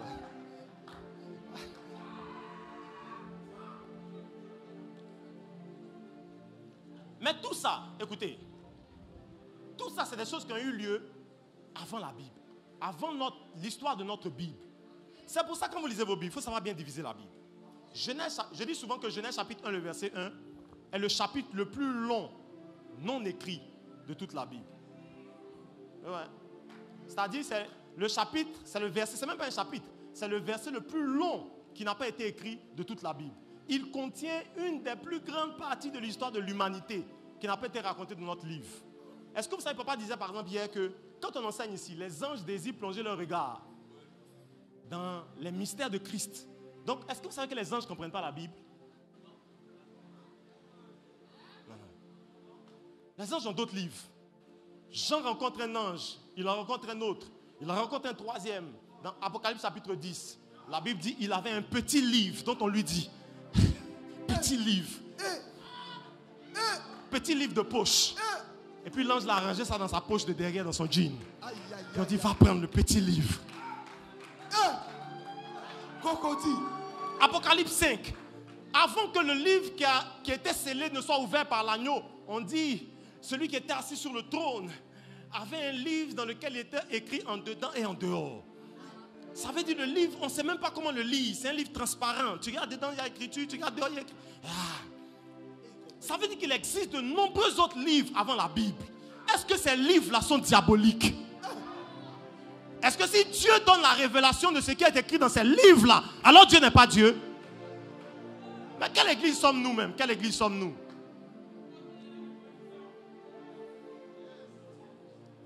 Et Genèse 1 n'a pas été écrit dans la Bible, dans le livre d'Adam. Ce livre-là, c'est l'histoire des gens qui sont nés d'Adam. Ce livre-là, d'où est-ce que vous venez? Quels sont vos ancêtres? D'où viennent vos problèmes? Comment on a réglé vos problèmes? Et où ça va vous emmener? C'est terminé. Tous les autres trucs, comme ils ont vraiment existé, Dieu les a cachés dans la Bible. Pour nous dire à ceux qui seront les plus spirituels d'entre nous, voilà ce qui s'est passé. Mais ce n'était pas le livre pour vous l'expliquer. Genèse 1, verset 1. Tiens, on va dire Genèse 1, verset 1. Dieu a créé le ciel et là. Le ciel est là. Et au verset 2, la terre devint ou était informe et vide. Tohu vabohu, tombe dans la destruction, le chaos, le désordre, etc. Et Genèse chapitre 1, verset 3. Et Dieu dit que la lumière soit. Et la lumière fut. Tout le monde dit que la lumière soit. Que la lumière soit. Je vais faire une petite parenthèse avant de revenir sur Genèse 1. Ah, trop de choses à dire. Regardez. Est-ce que vous savez que papa l'a si bien dit, hein? Moi, je lui disais au bureau que quand papa prêche, moi, il n'arrive même pas à me lever. Et il doit être assis comme ça en train d'écouter. Le monde spirituel est plus réel que le monde naturel. Amen. Les amis, écoutez, je vous dis quelque chose. Est-ce que vous savez que premièrement, je pense que vous le savez, vous êtes à la porte des cieux. Le monde spirituel n'est pas au ciel. Le monde spirituel est là. Pendant qu'on est ici, le monde spirituel aussi est là. Il est ambiant. Ok? Mais ce sont des dimensions parallèles. Le monde spirituel et le monde naturel sont deux dimensions parallèles. Excusez-moi si vous ne comprenez pas bien. Hein? Vous allez comprendre un jour. Jésus a dit à Pierre, ce que je dis, hein, tu ne le comprends pas? Un jour. Ce sont deux dimensions comment?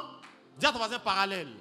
Ça veut dire qu'elles sont dans le même espace, mais elles ne se touchent pas. Enfin, elles se touchent, mais elles ne se pratiquent pas. Elles se chevauchent à un certain moment, etc., etc. Mais bien pire que ça, est-ce que vous savez que papa l'a si bien dit, le monde naturel est une matrice.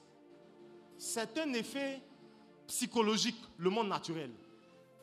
Le monde naturel n'existe pas. Il n'existe que dans un seul endroit, dans notre tête. Est-ce que vous savez que même voir, ce n'est pas les yeux qui voient, ce ne sont pas les oreilles qui entendent? Non? Non? Ce ne sont pas les appareils visuels ou auditifs qui entendent. Ce sont les nerfs auditifs. Ce sont les nerfs des yeux. Qu'est-ce que les yeux font? Les yeux, en réalité, tu les as parce que ça laisse entrer quoi? La lumière. Ça veut dire quoi? Quand je suis assis en rose, habillé en rose comme ça, en boubou là, ce n'est pas tes yeux qui voient le boubou, c'est ton cerveau. Oui, oui. Tout ce qui rentre dans tes yeux, c'est de la lumière. C'est pour ça qu'au commencement, Dieu dit que la lumière soit. Parce qu'il était en train de faire le monde naturel. Ça veut dire que tout ce monde n'est qu'un effet de lumière. Quand vous perdez les yeux, honnêtement, quand vous perdez les yeux, qu'est-ce que vous êtes où? Vous êtes dans le noir? Parce que le rôle des yeux, c'est ne... Vous voyez même sans les yeux. Un aveugle, il voit. Demandez-lui. Il voit des choses, mais il ne les voit pas avec ses yeux. Ça veut dire qu'il est juste fermé au monde naturel. Mais il n'est pas fermé à l'autre monde. Parce que le monde naturel n'est qu'un effet visuel. C'est la lumière qui entre dans vos yeux. Et la lumière fait quelque chose. Les faisceaux lumineux vont jusqu'à votre cerveau. Et c'est votre cerveau qui vous dit l'apôtre habillé en rose. Sinon vous-même vos yeux ne voient pas ça. Oui. Pourquoi? Parce que si tu es un enfant que tu ne connais pas le rose, tu as beau me regarder avec tes yeux, tu ne sauras pas dire dans quelle couleur.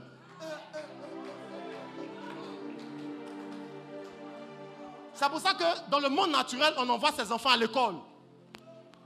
Pour leur apprendre ce monde-là, parce qu'il n'est pas vrai. Il est juste fabriqué dans une des machines les plus puissantes au monde. C'est le corps humain. Écoutez-moi, tout le monde naturel tient à une seule chose, c'est notre corps. Tout le monde naturel. C'est dans la mécanique du corps que le monde naturel est fabriqué. Si vous enlevez le corps à l'esprit, le monde naturel n'existe plus. Pourquoi? Parce que le corps est à la frontière entre les deux. Mais le corps est comme une porte. Je fais une petite parenthèse. Le corps est comme une porte. Une porte, malheureusement à l'église. Et parfois quand j'entends papa parler de... ou quand parfois le prophète Baba Uriel prophétise, ou parfois l'homme de Dieu qui était là, je vais là. Souvent j'entends des débats dire, ah, comment il peut aller ici, comment il peut aller là. Ah papa, si tu ne connais pas, il faut te taire. Il faut te taire. Tais-toi, regarde, apprends, écoute, demande à Dieu, sois humble. Pourquoi? Parce que le monde, le corps là n'est pas seulement une porte pour être... Parce que l'église nous enseigne le corps comment? Toutes nos prédications sur le corps, c'est comme si le corps est diabolique. Ouais? C'est comme si le corps là c'est le péché, c'est le monde, ton problème c'est ton corps. Donc Dieu t'a emmené au monde et puis il t'a mis dans un problème.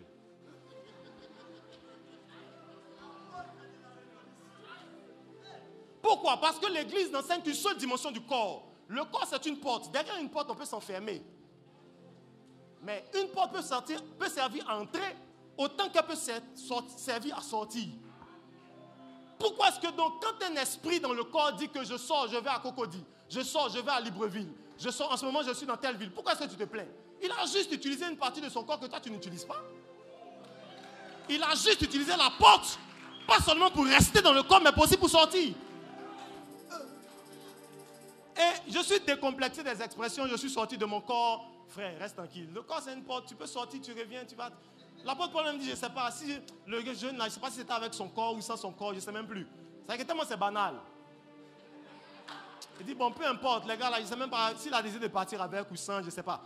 Voyez vous-même, c'est qu'il est sûr, il est parti. Parce que le corps est une porte à double accès. Tu rentres et tu sors. Maintenant, je vais vous dire quelque chose. L'église nous enseigne le corps comme si c'est un problème. Frère, il n'y a pas quelque chose sur la terre qui soit plus puissant que le corps humain. Ou il y en a très peu. Oui, il y en a très peu. Le corps humain, c'est une machine. Non seulement elle est machine mécanique, parce que la complexité du corps humain, frère, les scientifiques ne peuvent pas. Mais en plus de ça, c'est une machine spirituelle, mystique. Mystique, on peut dire ça ici, non? On est dans la bonne église, on est dans la bonne église. Deux exemples, puis je sors de ma parenthèse. Regarde. Moi, je me suis rendu compte que dans le monde spirituel, on ne se bataille pas pour des choses qui n'ont pas de valeur. Hein. Dans le monde spirituel, les gens ne se battent pas pour des choses qui n'ont pas de valeur. Les disciples de Jésus, Jésus est mort. Le plus riche d'entre eux, que Dieu vous rende riche, s'il vous plaît. Dites-moi amen. Amen. Dites-moi un bon amen. Amen. Les disciples de Jésus, parmi eux, les 12 là, ont prié en langue. Ils ont été à la montagne de transfiguration. Ils ont été là, ils ont marché avec lui, tout ça. Jésus est mort. Maintenant, on dit, il y a un défi de l'église. Vous savez, il y a des défis quand Jésus est là. Il y a un autre défi quand Jésus n'est plus là. Quand il n'est plus là, le défi, c'est de ne pas laisser le corps de Jésus. On ne peut pas laisser le corps de quelqu'un comme Jésus entre les mains des Romains. Vous n'avez pas encore compris. Joseph d'Arimathée, souvent on le prêche à l'église comme un riche qui ne connaît pas bien la parole de Dieu. Bon, lui, il avait juste les finances et puis c'est les gens qui viennent pour financer ton ministère. Si Joseph d'Arimathée n'était pas riche et spirituel, il n'allait pas investir son argent dans un corps. Quel est cet homme d'affaires, Pasteur Daniel? Quel est l'homme d'affaires qui investit son argent, ses millions, ses milliards dans un corps? C'est parce que le monsieur était non seulement riche, mais il est aussi spirituel. Il connaissait les dimensions mystiques. Il connaissait les dimensions spirituelles profondes d'un corps. Et notamment celui de Jésus. Il sait ce qu'on peut en faire. Donc il va voir jusqu'à Pilate. Il use de ses relations pour avoir accès au corps de Jésus. Tout le monde dit le corps de Jésus. Le corps de Jésus. Dis ça bien fort, dis ça bien fort. Le corps de Jésus. Est-ce que vous savez que le corps de Jésus, on devait s'en resservir? Oui, Dieu devait réutiliser le corps de Jésus. La mission de Joseph d'Arimathée, c'est une mission très prophétique. Et on devait réutiliser le corps. Et pour cloner même un être humain, ça c'est la dimension naturelle. Pour cloner un être humain, on a besoin au moins d'un... Hein? Comment on appelle ça? Oui, d'un ADN ou d'un élément du corps. Ça veut dire qu'on ne peut pas reproduire. On ne peut pas reproduire un corps sans le corps.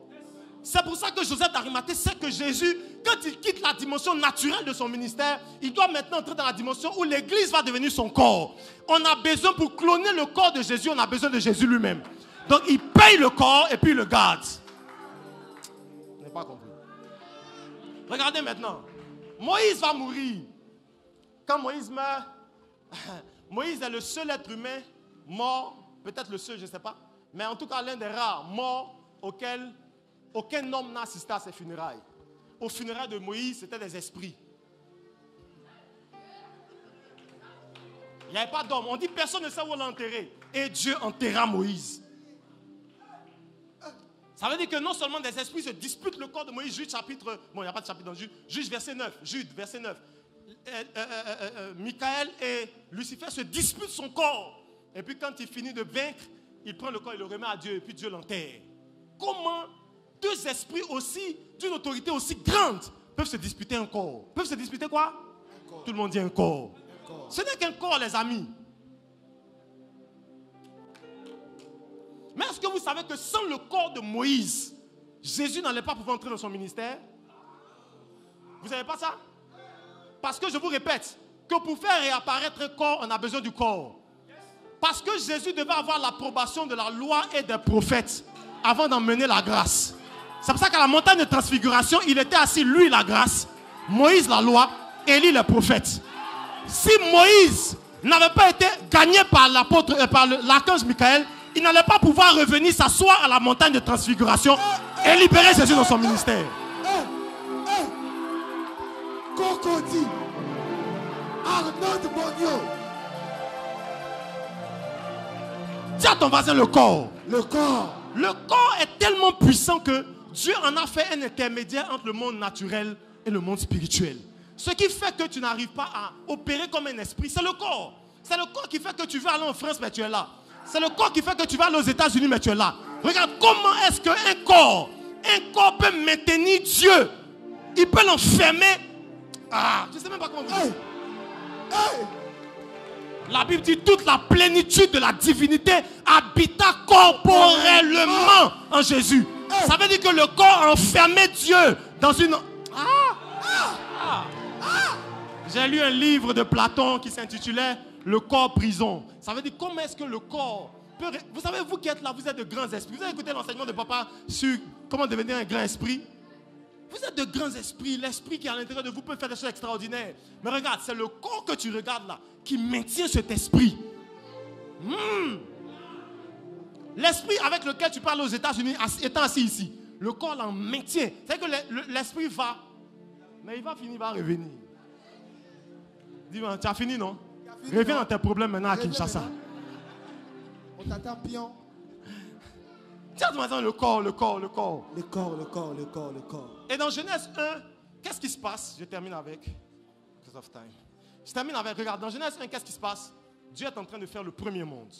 Le premier monde, c'est ce que papa appelait le monde spirituel. C'est le monde originel. Il y a un monde, Dieu ne peut pas avoir créé un monde aussi désastreux. Regardez le monde d'aujourd'hui. Pensez que Dieu, Ésaïe dit que toutes les créatures de Dieu sont parfaites. Dieu ne peut pas faire un monde aussi désastreux, ce n'est pas possible. Où il y a des manques, où les choses tarissent. Dieu ne peut pas faire un monde aussi désastreux. Donc le monde que Dieu a fait était parfait. Mais il n'était pas naturel, il était spirituel. Il était comment? Genèse chapitre 1, verset 1. Dieu créa les cieux et créa la terre. Dans ce monde-là, il fait trois choses. Enfin, la Bible nous révèle au moins trois choses. Dieu créa les cieux et la terre. Premièrement, c'est le temps, au commencement. Deuxièmement, c'est l'espace, les cieux. Parce que ce qui fait qu'il y a de l'espace pour vivre, pour s'envoler, pour marcher, pour construire des maisons, des immeubles. Parce que Dieu a fait, il a séparé le ciel et la terre. Donc Dieu a ouvert l'espace. Troisièmement, c'est la matière, la terre. Et d'ailleurs, quand Dieu va finir ça, va faire toutes les créatures, il va vous faire maintenant avec la matière. Vous savez, la matière, c'est ce qui est la frontière entre le spirituel et le naturel. Oui, c'est la matière. C'est comme ça que parfois, les esprits, quand les esprits ne trouvent même pas de corps humain, même un arbre, ça peut suffire à un esprit pour faire du mal à un quartier. Même un arbre. Vous n'avez pas fait attention à ça? Vous n'avez jamais vécu ça? Oui, il y a un arbre dans le quartier là, c'est lui qui avale la destinée de tous les enfants. Quand on coupe l'arbre, les vies sont libérées. Marc chapitre 11. Jésus se retrouve devant un figuier. Très mauvaise exégèse de ce texte. Jésus se retrouve devant un figuier. Et puis, comment est-ce que Jésus peut maudire un figuier pour rien? Si ce n'est pas la saison des figues, qui a créé les saisons? Qui a créé les saisons, les amis? Donc, moi, tu me crées, tu me dis, tu vas donner du fruit en décembre, de décembre jusqu'à mars. Tu viens en avril ou en août, je n'ai pas de fruits et puis tu me maudis. Donc, Jésus, il est bipolaire. Tu dis un truc, tu arrives le lendemain, tu viens, tu ne trouves pas, tu me maudis. Parce que c'est comme ça que Jésus est.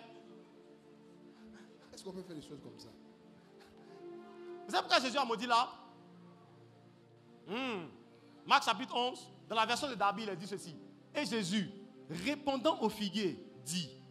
Ça veut dire que le figuier a parlé à Jésus. La malédiction de Jésus n'était qu'une réponse. Sinon Jésus n'est pas fou. Tu peux vérifier ça pour nous? Je ne sais plus le verset combien. Dans la version de Darby. Jésus répondit au figuier. Ça veut dire que le figuier a parlé en premier. Est-ce que vous savez que même dans un arbre, des esprits peuvent habiter un arbre et puis maudire un village avec un arbre? 13-14. Combien? 13-14. Vas-y, pasteur. Et voyant de loin un figuier qui avait des feuilles, il s'en approcha pour voir si peut-être il y trouverait quelque chose. Donc lui-même, il venait avec un peut-être. Ça veut dire que, comment il peut maudire s'il n'est même pas sûr de trouver du fruit? Soyons honnêtes. Vous savez, la religion, c'est dangereux. Hein? C'est dangereux, la religion. Ce qu'on nous enseigne parfois fait plus de mal que ce qu'on nous prophétise. Hein? Ah, hein? Vas-y, pour pasteur. Mais, y étant venu, il n'y trouva rien que des feuilles. Bon. Car ce n'était pas la saison des figues. Et répondant, il lui dit. Et quoi? Et répondant, il lui dit que désormais, personne ne mange jamais des fruits de toi. Fruits, saison, pas saison, personne ne va manger de fruits de toi. Parce que Jésus est aussi méchant que ça. Parce que Jésus s'est mis devant l'arbre. L'arbre lui a dit quelque chose.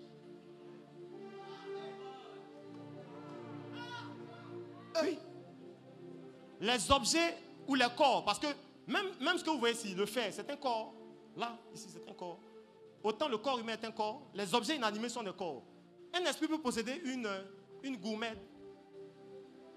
Quand on ne trouve pas un corps, les esprits ont dit, Jésus, pardonne-nous, si au moins tu veux nous chasser de ce corps, au moins, mets-nous dans les porcs qui sont là. Ça veut dire, même si tu nous sors d'un corps humain, au moins, donne-nous un corps animal. Ça veut dire que les esprits peuvent opérer en fonction des corps, peu importe le corps qu'on lui donne. Même quand c'est un objet, il y a des gens ici, parfois il y a des démons dans une bague. Des esprits dans une bague. Peu importe, s'il a trouvé une bague, c'est bon.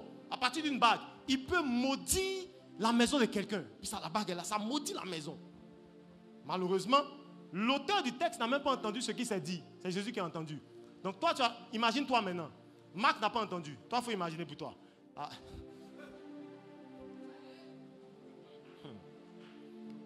Ah, Seigneur. Je termine. Dis 4 mondes. Dis ça avec moi, 4 mondes. 4 mondes. 4 personnes peuvent venir rapidement et puis 4 personnes, venez vite. Ah, vous laissez les pasteurs venir comme ça. Ah, les pasteurs là, vraiment. Pasteur, pardon. Hein. Laissez le protocole vont venir. Hein, homme de Dieu, pardon, laissez le protocole. C'est trop compliqué de voir les hommes de Dieu comme ça. Voilà. 4 personnes. 2, 3, 4 comme ça. Non, mettez-vous comme ça. Comme ça. Hein? Répète avec moi, Dieu a fait les mondes. Dis ça fort, dis ça fort, dis ça fort. Je t'entends même pas. Dieu a fait les mondes. Le premier monde est dans Genèse chapitre 1, verset 1. Il a fait un premier monde. Dans ce monde-là, quand Jean 8, verset 44, dit que Satan est meurtrier dès le commencement, il ne parle pas du commencement de Adam, qui est dans un autre monde. Il parle du commencement de tous les commencements terrestres. Dans ce monde-là, la Bible ne nous raconte pas la vie que Lucifer a vécue avec ses esprits et tous les esprits qui étaient emmenés sur terre, etc. Non. Moi, je fais partie de ceux qui croient que Lucifer n'était pas au ciel. Non, il était au ciel, il adorait, il chantait, et puis, parfait. Ésaïe 14, verset 12, à partir du verset 12, il dit, je lèverai mon trône au-dessus des étoiles de Dieu. On ne peut pas avoir deux trônes. Moi, je suis d'une école apostolique. On ne peut pas avoir deux trônes dans un même espace. Ce n'est pas possible. Donc, Jésus ne peut pas être assis sur son trône, et puis toi, tu as un trône à côté aussi. Ce n'est pas possible. Hein? C'est pour ça que dans un royaume, il y a le roi. Les autres, là, c'est des princes. Il y a un seul gars qui s'assoit sur le trône. Donc, quand le gars dit, je lèverai mon trône, ça veut dire qu'il avait un trône, mais il n'était pas dans le même territoire. Moi, je crois que Satan n'était pas au ciel. Donc, il était là, sur la terre créée, avec des prérogatives. Mais la Bible ne nous raconte pas explicitement tout ce qui s'est passé ici. C'est ainsi qu'on dit qu'il est meurtrier dès son commencement à lui. Ici, il a tué. C'est pour ça que comme le monde spirituel ne peut pas être interrompu, le monde des esprits, regardez même ce que dans l'Apocalypse, on ne tue pas Satan, on le met en prison. On ne peut pas interrompre les esprits. Donc le monde là, même quoi qu'on ait détruit, etc., les créatures ne peuvent pas totalement être détruites. Elles ont nous accompagner dans ce monde. C'est pour ça qu'aujourd'hui, le monde naturel dans lequel on vit, dans son arrière-plan est déjà pollué. Dans sa dimension parallèle, il y a déjà le mal dans le monde spirituel. Quand Adam arrivait, il y avait déjà le mal dans le monde spirituel. Qui a amené le mal dans ce monde-là? C'est Lucifer. Premier pécheur de l'histoire du monde. Chez nous, à Abidjan, on dit de l'histoire du monde mondial. Premier pécheur. Premier à tuer. Ensuite, Dieu fait, à partir du chapitre 1, verset 3, Dieu va détruire ce monde et il va faire un autre monde. Il va faire un autre monde naturel. À partir des éléments de la matière, il va faire un monde naturel. Dans ce monde-là, il va faire le dernier, c'est Adam. Et il va donner à Adam des prérogatives pour régner sur la terre et sur tout ce qui vit sur la terre. Quand il dit règne sur la terre, Adam ne règne pas sur la terre spirituellement, il règne sur la terre, sur tout ce qui a été créé de façon naturelle. Écoutez-moi s'il vous plaît. Il fait donc Adam ici. Et ici donc, ce n'est pas le monde, c'est le monde d'Adam. Et c'est ça parfois que les chrétiens ne comprennent pas. Ça, c'est le monde d'Adam. C'est dans ce monde-là qu'Adam est le premier à pécher. C'est dans ce monde-là que le péché d'Adam se transmet à tous ses descendants. C'est dans ce monde-là que Jésus va venir sauver les hommes. Sinon, je vous demande, mais pourquoi le sacrifice de Jésus n'a pas sauvé les anges qui ont été déchus là? Pourquoi ça ne les a pas sauvés? Pourquoi? Parce que la méthode du salut par le sang là, c'est pour les Adam. C'est pour les Adam. Toute la lignée qui va sortir de ce monde-là, la méthode du salut par le sang, c'est pour eux. Ce n'est pas pour les anges.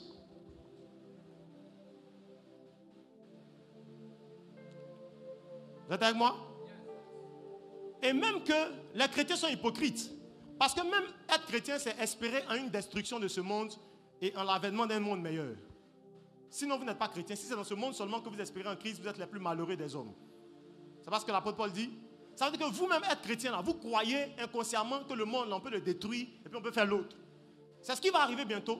Il va détruire ce monde. La Bible dit il va détruire le monde actuel mauvais. Il va le détruire. Il va faire un autre monde dans lequel on va régner pendant 1000 ans. D'ailleurs, même entre les deux, on peut intercaler le monde de Noé, qui a été lui aussi détruit, et puis, etc. On peut intercaler si vous voulez ou pas. Et ici, donc, il va faire un autre monde dans lequel on va régner avec lui pendant 1000 ans et dans lequel Lucifer et ses anges seront liés dans les chaînes. C'est un autre monde. Et ensuite, va venir, descendant du ciel, dans tout son éclat, dire à quelqu'un Zion. Zion. La mère spirituelle. La mère spirituelle. Donc, il n'y a pas un seul monde.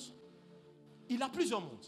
Le problème, c'est que la séparation de ces mondes nous aide à bien comprendre que, en fait, la Bible est un... Comment on dit ça en français? La Bible est un retour sur place. Ce qu'il a toujours voulu faire, c'est ce qu'il va finir par faire. Amen. Tiens ton voisin le monde. Asseyez-vous s'il vous plaît. Pourquoi je vous enseigne ça? Asseyez-vous s'il vous plaît. Allez. On peut acclamer pour eux?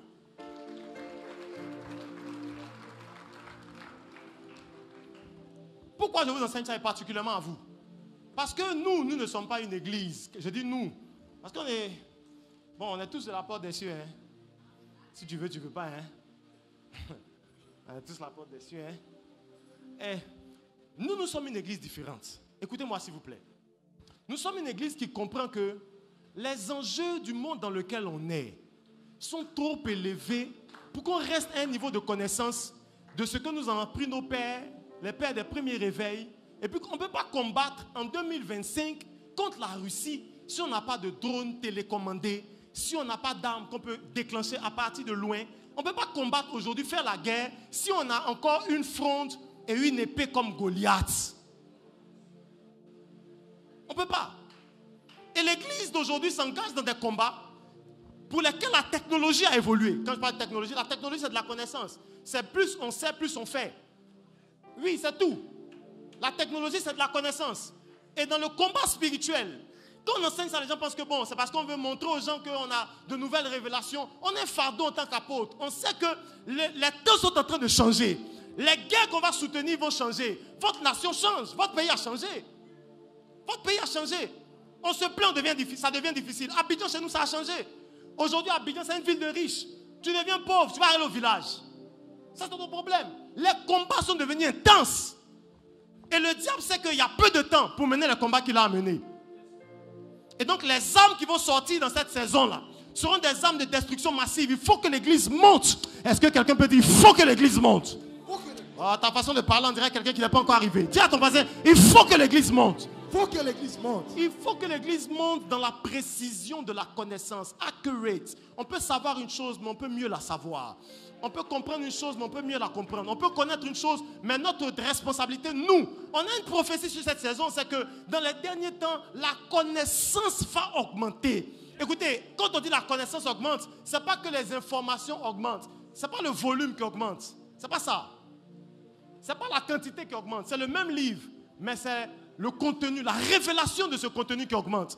Est-ce que vous comprenez de quoi je parle? Donc quand la Bible dit la connaissance va augmenter, on ne va rien ajouter à ce livre, mais on va ajouter plus de profondeur, on va creuser plus en profondeur. Et je déclare que peu importe le domaine dans lequel tu opères, tu n'es pas debout sur tes pieds, ça m'empêche de parler. Dis à ton voisin, voisin, peu importe le domaine dans lequel tu opères, que Dieu dans cette Hanouka t'accorde de la lumière. Dis-moi ton meilleur amen s'il te plaît. Que dans cette saison, que ce soit au travail, que ce soit dans le ministère, que ce soit dans les défis de la société, que Dieu t'accorde plus de lumière. Daniel était au milieu des sages et des magiciens. Il n'avait pas besoin de toucher au fétiche. Il n'avait pas besoin de se convertir pour devenir un prêtre. Il connaissait, il avait des lumières. Je prie que Dieu t'accorde des lumières. Tu es dans la musique, tu es dans le sport, tu es dans la politique, tu es dans le ministère. Je déclare en tant qu'apôtre sur l'autel de mon Père que Dieu t'accorde des lumières. Yes. J'ai dit que Dieu t'accorde des lumières. Amen. Les générations avec lesquelles tu vis aujourd'hui seront surpris du niveau de connaissance dans lequel tu opères. Yes. Dieu t'accorde des choses qui n'ont jamais été révélées. Amen. Dieu t'accorde des notes de musique, des rythmes, des mélodies qui n'ont jamais été jouées avant toi. Dieu t'accorde des instruments, des créations qui n'ont jamais été créées avant toi. Je crois que le Saint-Esprit n'a pas fini de révéler à l'église que Dieu t'accorde de nouvelles révélations. Des choses que l'oreille n'a point vues, des choses que l'œil n'a point vues, l'oreille n'a point entendues, qui ne sont jamais montées au cœur de l'homme. C'est ces choses que Dieu relâche maintenant. Est-ce que quelqu'un peut me dire amen? Amen. Pendant que tu parles les mains, pendant quelques secondes, dis à ton voisin et prie, prends la main de ton voisin, dis, voisin, nous prions pour de nouvelles révélations. Prie, pas les mains, élève ta voix, élève ta voix. Chapalakara, Chepelepaha, chantez. Prie, Chepalaha, Reketepaha dapos. Il y a de nouvelles lumières qui arrivent. Il y a de nouvelles lumières qui arrivent. Il y a de nouvelles lumières qui arrivent. Il y a de nouvelles lumières qui arrivent. Il y a de nouvelles lumières qui arrivent. Pendant que tu parles les mains, que tu pries. Je paierai que ta part. Commence à prier. Alors que tu bats les mains. Alors que tu bats les mains. Nous sommes à Hanouka des lumières. Mais que prendez les beaux chata. Repaya et pour les paras. Regardez beaux se prendre phasé. Dans mon foyer, la lumière. Yes. Epaya. Alors que tu bats le main. Rapidement, est-ce qu'il y a des gens qui vont à l'université ici? Levez la main. Vous allez à l'université? Levez la main. Levez juste la main. On peut leur permettre de venir rapidement. Tous ceux qui vont à l'université, courez, venez s'il vous plaît. Parce que pendant qu'on est en train de battre les mains, le Seigneur me demandait de prier pour la prochaine génération. Vous êtes à l'université, dans une faculté, dans un domaine, peu importe. Parmi vous, il y a quelqu'un qui fait de la pharmacie. Pharmacie, lève les mains. Pharmacie. Il y en a qui font de la pharmacie. Politique. Politique. Waouh, super. Venez vite, laissez-les venir rapidement. Je sais pas. Vous savez, il n'y a qu'à l'église qu'on aime bien les gens qui ne font rien dans la vie, qui n'apprennent rien, parce qu'on peut les utiliser.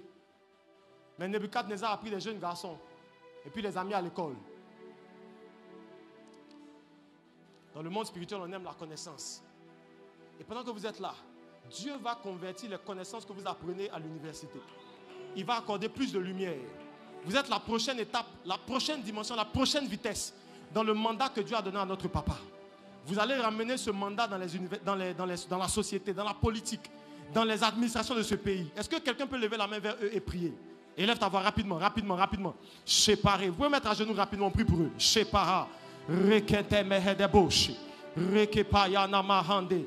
Brekatayaha. Tends la main vers eux, tends la main vers eux, tends la main vers eux. Ils ne finiront pas l'université pour échouer.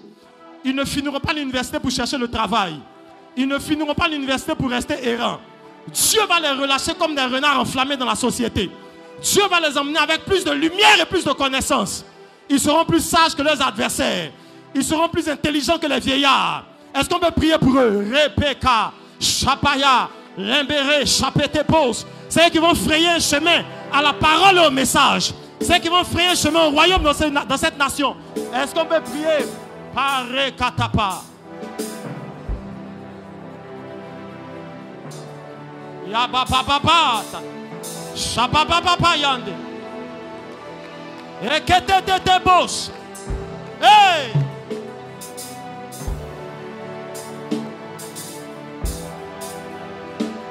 Prie, 30 secondes, 30 secondes. Ayakatayaha. Yapanamahande. Prie. Dieu va se servir de ces hommes et de ces femmes pour redonner sa vraie position à ce pays. Ce pays est un pays d'influence. Ce pays est un pays leader qui doit diriger les autres, qui doit montrer la voie, qui doit donner l'exemple. Ce pays est une locomotive. Ce pays est un phare. Est-ce qu'on peut prier pour eux? Rekepaya, Labada, Chande, Reketamahan, Depos, Regedede, Bacha.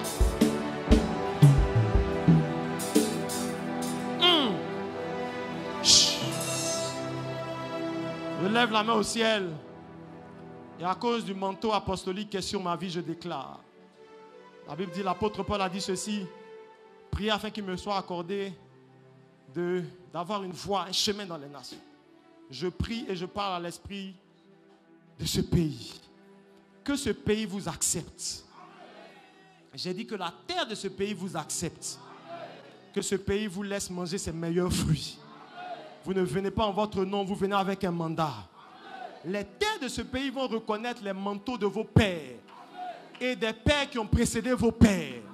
Ce pays va reconnaître les prophéties qui sont sur l'église. Ce pays va reconnaître les prophéties qui sont sur cette nation. Et il vous laissera entrer. Je prie pour les mines, je prie pour l'hydrocarbure, je prie pour la politique, je prie pour la musique, je prie pour le sport. Peu importe où vous allez entrer, vous entrez avec un manteau, un mandat, avec une mission au nom de Jésus de Nazareth. Rapaya ketebra shande inebros. Est-ce que tous on peut se tenir debout, à part ceux qui sont à genoux? Levons-nous rapidement. On va faire une dernière prière. On va prier pour le Congo. Vous savez, quand je suis entré, le Seigneur m'a dit, et je l'ai dit au pasteur Daniel, ce pays est censé influencer plusieurs pays, même qui sont très loin d'ici. Très loin d'ici. Et on va prier. On va prier pour ce pays. Je sais que vous priez déjà pour le pays, mais on va se lever, on va prier. Tu vas déclarer que les enfants de la lumière se lèvent dans ce pays. Les enfants de la lumière. La Bible dit que les gens de ce monde sont plus éclairés concernant leurs choses que ne le sont les enfants de la lumière. Tu vas dire, c'est le temps des enfants de la lumière. Nous sortons de ce Hanouka avec des lumières pour retourner ce pays. pour lui donner son vrai visage. Est-ce que quelqu'un peut élever la voix? Prie pour ton pays, prie pour ton pays. Shapaya katapayash. Rekeneme ebra shande. Rekeneme habash. Epa, Dieu des peuples et des nations. Karekande pashifara. Rekepaya abababash. Epaya da papa ande. Dieu qui a parlé à des pères dans ce pays. Dieu qui a utilisé des générations d'hommes et de femmes dans ce pays. Dieu qui a parlé depuis plusieurs années sur ce pays. Maintenant, lève-toi. Laisse les enfants de la lumière se lever. Et grand deke, bacha deke. Rendez-vous. Le temps où les enfants de ce pays veulent partir est terminé. Le temps où les gens vont venir dans ce pays arrive. In the name of Jesus. Kabare kadabare. Chandebra kabara chande. Ce pays reçoit des alliances stratégiques. Ce pays reçoit des soutiens importants. Que des gens, des nations, des peuples, des individus se lèvent en faveur de ce pays. Kabe rabadabasha. In the name of Jesus. Merci Seigneur. Est-ce qu'on peut dire Amen? Je ne peux pas tous vous toucher, mais alors que nous sommes là, je prie pour vous. Vous êtes comme des flèches. Aucun homme ne peut vous arrêter. Aucune circonstance ne peut freiner votre trajectoire. Là où vous y allez avec vitesse. Là où vous y allez avec vitesse.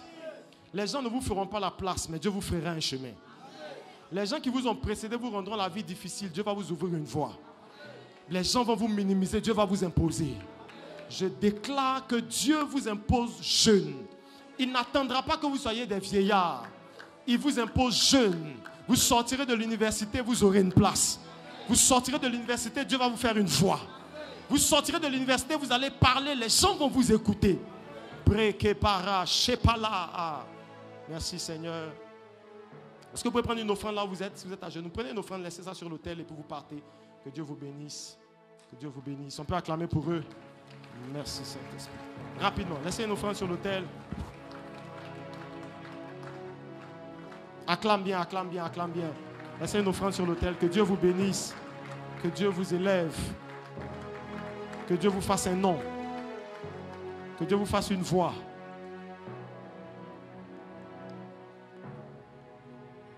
Wow. Est-ce qu'on peut acclamer comme ça pour la parole de Dieu? Acclame bien s'il te plaît, acclame bien, acclame mieux que ça. Acclame mieux que ça, acclame mieux que ça. Non, tu peux faire mieux. Célèbre le Seigneur. Que Dieu vous bénisse, que Dieu vous bénisse. Que Dieu vous bénisse. Que Dieu vous bénisse. Non, tu peux acclamer. Hein. Encourage-moi, je suis venu de loin. Hein. Que Dieu vous bénisse. Que Dieu vous bénisse. Que Dieu vous bénisse.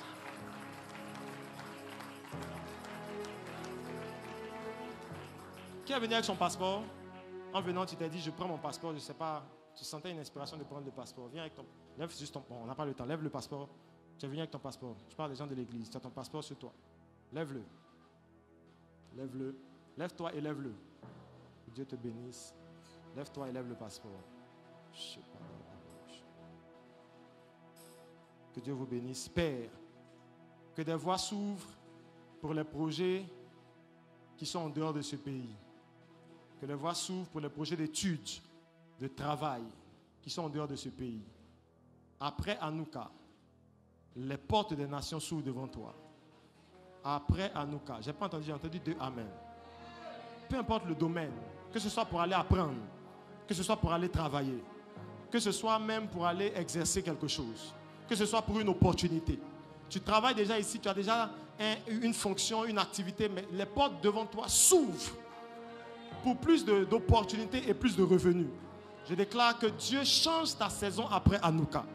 Dieu change ta saison après Hanouka. Ce que tu fais ne sera pas seulement connu à Kinshasa et au Congo. Ce que tu fais sera connu à l'international. Dieu t'élève au nom puissant de Jésus. Là où tu es, le passeport levé, je le touche. Et le Dieu qui m'a ouvert les portes de plusieurs nations le fait aussi pour toi. Dans le nom de Jésus de Nazareth. Amen. Acclame le Seigneur, célèbre-le très fort. Tiens-toi sur tes deux pieds, acclame le Seigneur. Acclame le Seigneur, acclame le Seigneur.